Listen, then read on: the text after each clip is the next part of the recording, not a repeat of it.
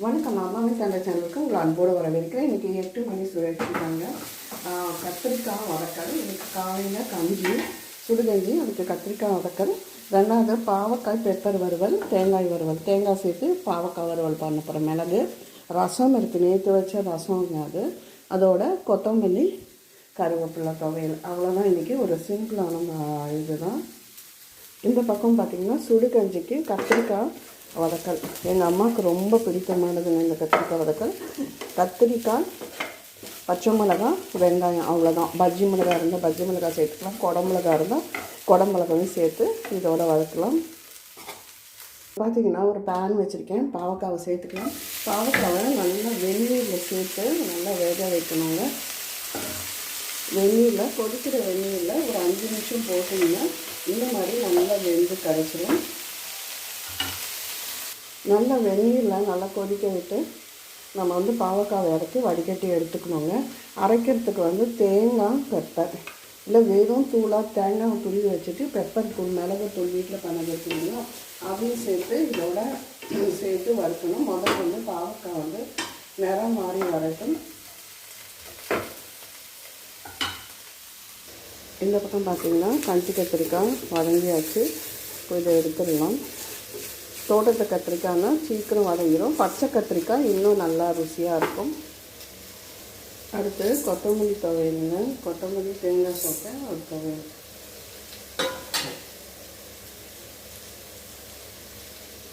அதுக்கு உளுத்தம்பருப்பு சேர்த்துக்கிறேன்.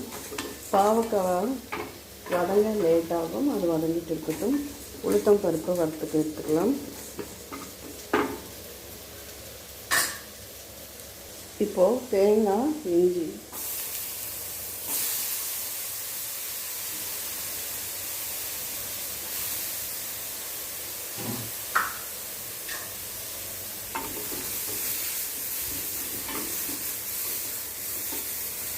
பாவக்காய் வதங்கிடுதுங்க. இதில் ஒரு 2 ஸ்பூன் தேங்காய் துருவல் சேர்த்துக்கிறேன். உப்பு எதுவும் இப்போ சேர்க்க வேண்டாம்.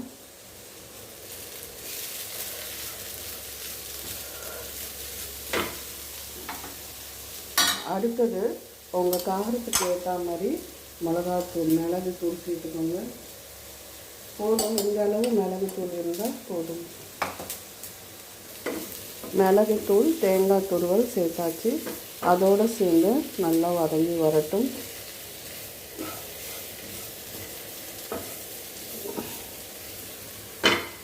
ஒரு முறை கண்டிப்பாக இப்படி செஞ்சு பாருங்கள், நல்ல டேஸ்ட் இருக்கும்.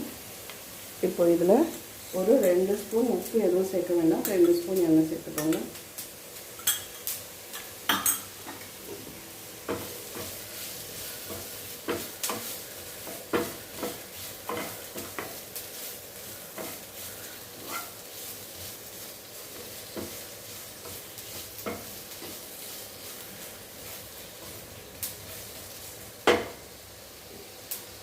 தேங்காய், புளி, இஞ்சி எல்லாம் நல்லா வதங்கிட்டு கொத்தமல்லியை காம்போட வேறு மட்டும் எடுத்துட்டு காம்போடு சேர்த்துக்கோங்க.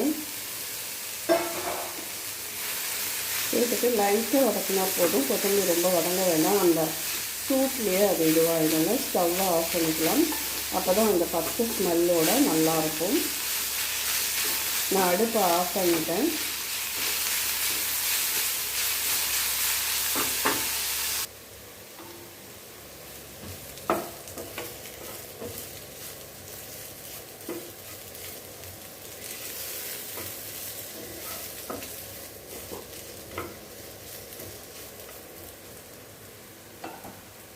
இப்போது இதுக்கு தேவையான அளவு உப்பு சேர்த்துக்கோங்க, பார்த்து சேர்த்துக்கோங்க.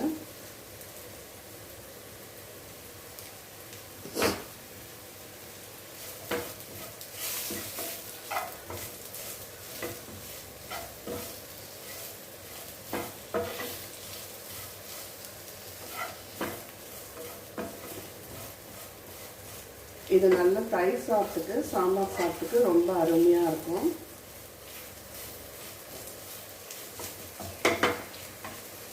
இது இன்னும் வதங்கட்டும். இந்த பக்கம் பார்த்தீங்கன்னா வத்தலுங்க. கஞ்சிக்கு ஜவரிசி வத்தல், தக்காளி வத்தல், மோர் மிளகாய், அப்புறம் பச்சரிசி மாவு வத்தல், அதோட வெண்டைக்காய், கொத்தவரங்காய், அவரைக்காய். இப்போ நான் வந்து அடுப்பு நல்லா எரியுது, அதனால் அடுப்பு ஸ்டவ் ஆஃப் பண்ணிட்டேன். ஜவ்வரிசி வந்து வீட்டில் போட்டது தான்.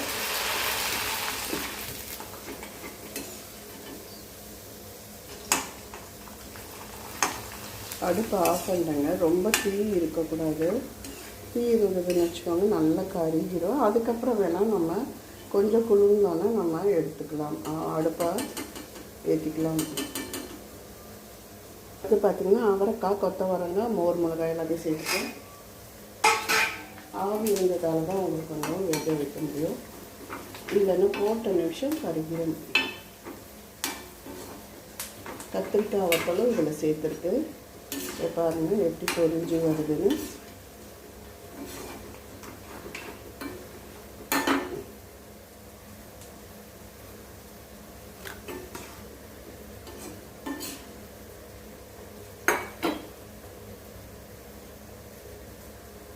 வெண்டைக்காய், கொத்தவரங்காய், கத்திரிக்காய், கோவக்காய்.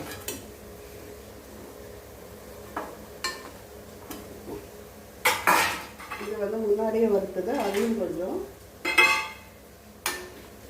ஒரு புரட்டிக்கலாம். அதுவும் நல்லா முறுமுறுன்னு ஆகிடும் இந்த எண்ணெய்க்கு.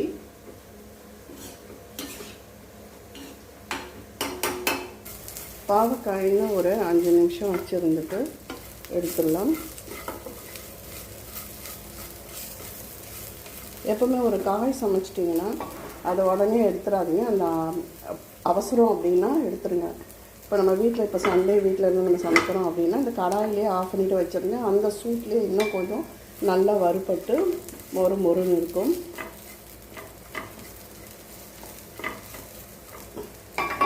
இப்போ பார்த்தீங்கன்னா மடமடன் காலை சமையலும் மதிய சமையலும் முடிஞ்சதுங்க. சாதம் மட்டும்தான் வைக்கணும். அரிசிங்க ஊற வச்சுருக்கேன். பார்த்திங்கன்னா நேற்று வச்ச பருப்பு ரசம், கத்திரிக்காய் வதக்கல், பாவக்காய் மிளகு போட்ட ஒரு புரட்டல் மாதிரி, பாவக்காய் வறுவல் மாதிரி. இங்கே கொத்தமல்லி துவையல், கெட்டி தயிர், மிளகு ரசம்.